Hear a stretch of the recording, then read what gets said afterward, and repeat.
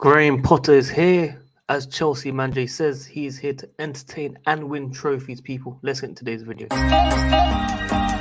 Hello guys, subscribe to WorldWideChels. Hi WorldWideChels. WorldWideChels. Subscribe to WorldWideChels. Thank you for your support. Yes, people, welcome to another Chelsea video. Man, keeping you guys up to date every single day with the latest Chelsea news. Graham Potter's first Chelsea interview press conference has been done with J5, who has given us updates on Tuchel's situation. Got updates on Luis Campos, what has been offered by Todd Bowley to join us before January, hopefully, and also Rafael Leao transfer news, people. So guys, before I get into all of that, if you guys can smash that like button, let's get at least 400 likes on this video, people. One click, one like helps on the channel. YouTubers, that's all we need, just the likes. And if you guys are new here, subscribe and hit the notification. We're very close to 30,000 subscribers, so help me get there, people. And today's video is sponsored by Sporting. Chelsea group chats, Chelsea transfer lineups, predicted lineups, ratings, player ratings, everything can be found on this link in the description. Come and join via my link. They are sponsoring my videos going forward now. So, if you want to help me out, download the link in the description and in the comments, or you can ask me directly. But look, let's get into the first one very quickly. I do want to talk about Rafael Leao because it's a very, very exciting player. His situation with AC Milan, despite rumours of contract talks stalling, AC Milan have been negotiating with the player for a long time and talks will continue. Anything more than that is just speculation. The club has always refused any approach as he has a 150 million euros release clause. So from what we were told, that Chelsea were looking to make a bid around 100 million. And since then, I did not hear anything. And on transfer deadline day, we heard that we made bids or proposals for 4 players, and I did not see this player involved. Now, I do expect us to go out for this player in the summer, next season, definitely. Maybe a Declan Rice coming in. Some of you guys won't be happy with that, but I see Declan Rice, I see Rafael Leao come in, and especially with Luis Campos coming in, we expect these things to happen. So that does go into my next topic before we get back to Mr. Rafael Leao, of course. I do want to say that Chelsea, Todd Bowley, have offered Luis Campos 8 million euros a year to join Chelsea, with 260 million to invest over the next 2 windows into thinking the first team. That's according to French outlets near PSG, of course.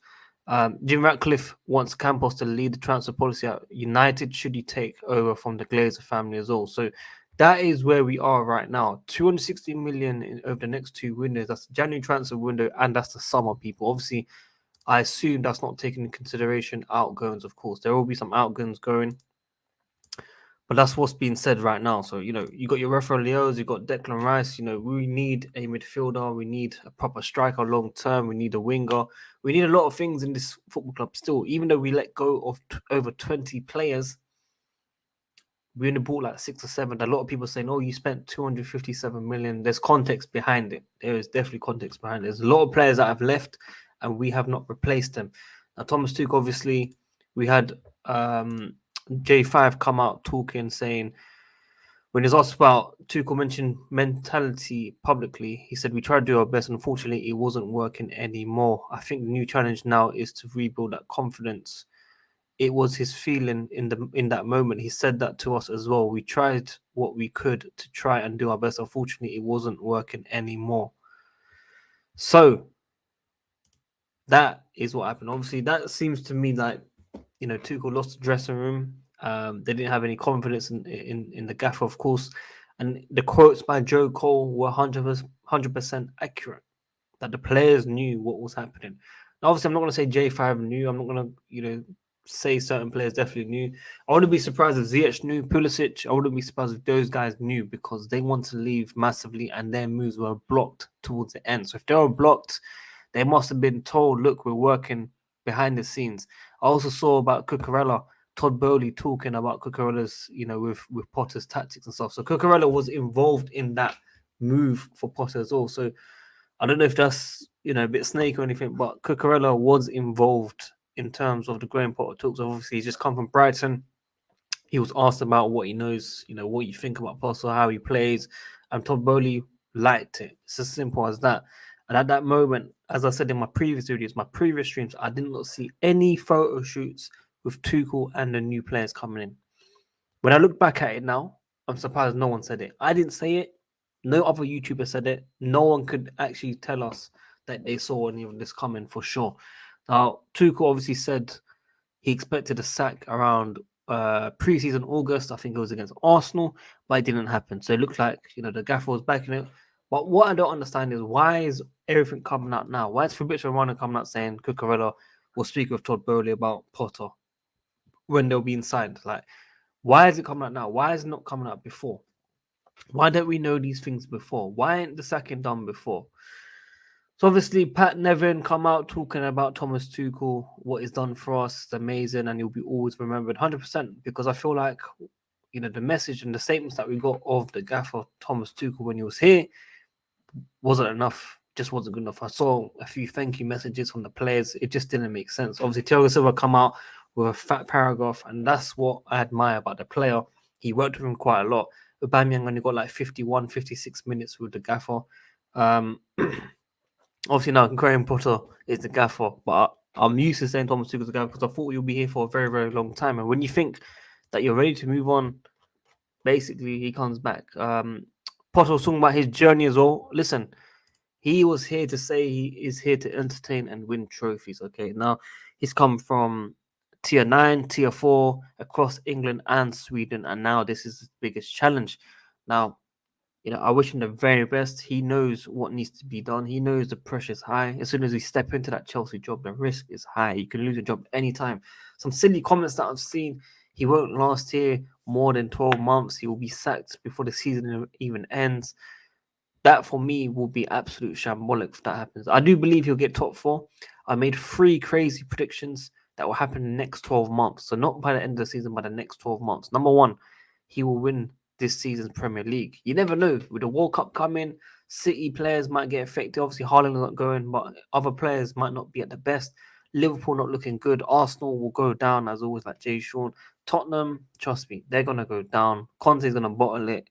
In the Champions League, he's gonna bottle it as well. No matter even if we lost the first game, Conte has never been past a round of 16 people. Listen, clubs will go down. We're gonna have a fresh manager, fresh energy, fresh ideas. Players are gonna be up for it. You're going to see these guys turn up. You're going to see Havertz scoring. You're going to see Ziyech scoring. You're going to see these guys basically. So Mason Mount's going to turn up somehow. And everyone will be happy again. But for me, I'm thinking about after 12 months. So I'm saying he'll either win the Premier League. We'll get Cristiano Ronaldo in January. If we're making for the Champions League, I think he will still be registered, in my opinion, late. You're allowed to swap 1 or 2 players, maybe before the deadline. Something like that. Something will be done, yeah? Or the third one, Declan Rice in the summer transfer window. I just see him playing under Potter. Okay. Now I understand Potter wants technical players. He wants players that can pass the ball fast and move the ball like sorry. Maybe that's what we're trying to compare it to with Chelsea. If that is the case, match-going fans might not like that personally, but I'm here to entertain as well. I might need to make a new Twitter account for Potter, definitely for sure. So information, Lewis Campos should come and take over. J5 got a new tattoo. Mendy and Kante are out of the Chelsea clash against Salzburg as well. Thiago Silva is available after being rested last time out. So a lot of people were excited that Mendy weren't in the squad. They were like, yes, he's been dropped. No, he's been injured, unfortunately. As in, like, he's got an injury, unfortunately. So I just want to make it very clear the words that I say because people take it out of context and I can get done for that. So I'm not saying that it's good that he's injured. I'm saying it's unfortunate that he is injured and that's why he's not in the squad to compete against Kepa.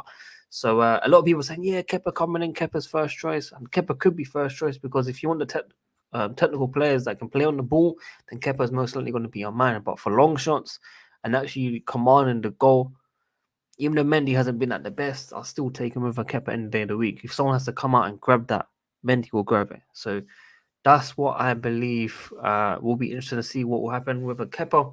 Will just take his position. Will he fight for it? We shall see very soon. So Chelsea against Salzburg will be happening tomorrow, Wednesday, 14th of September. If you're going to the game, enjoy it because there's no more football for Chelsea for a couple of weeks. Liverpool's game has been cancelled, postponed. It's caused me so many issues. I try to get fans around the world to the game, and unfortunately, just hasn't worked out. I don't know why. Liverpool booing, of course, the Queen, passing away because of it. Also, you got to think about, the policing. The policing ain't looking too good, and it doesn't make sense. Chelsea's game against Arsenal goes ahead. Arsenal's game against PSV, I think it was, gets cancelled, postponed, and then their game on the weekend for the Premier League goes ahead.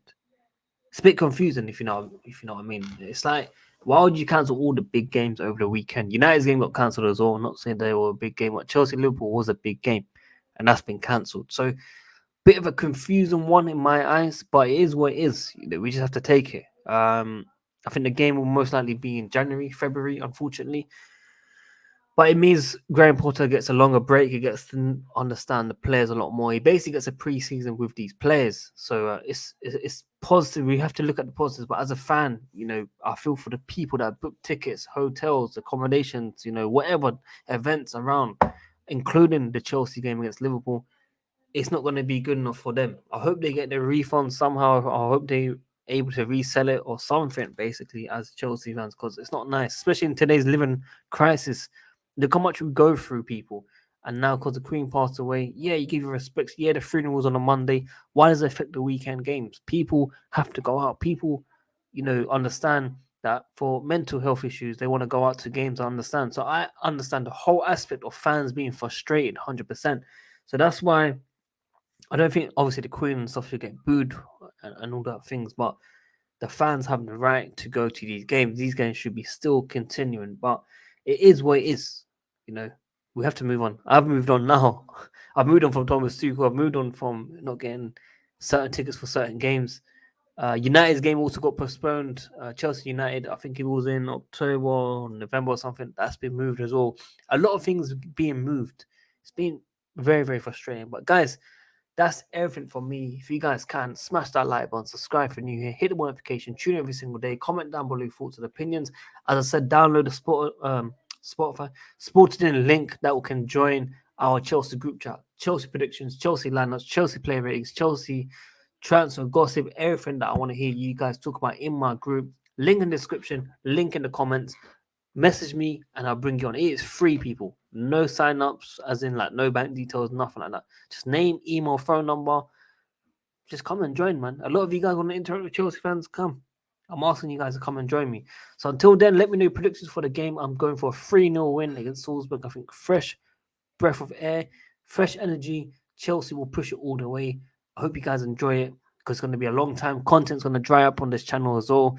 So yeah, let's see what we can do, man. Hopefully some live streams, hopefully some talks. Until then, I'm out, man. Loftus Cheek, new contract maybe as well, people. Where's this video? Good performance, man. Don't ever leave Chelsea. Never give up. Loftus Cheek, always. Always.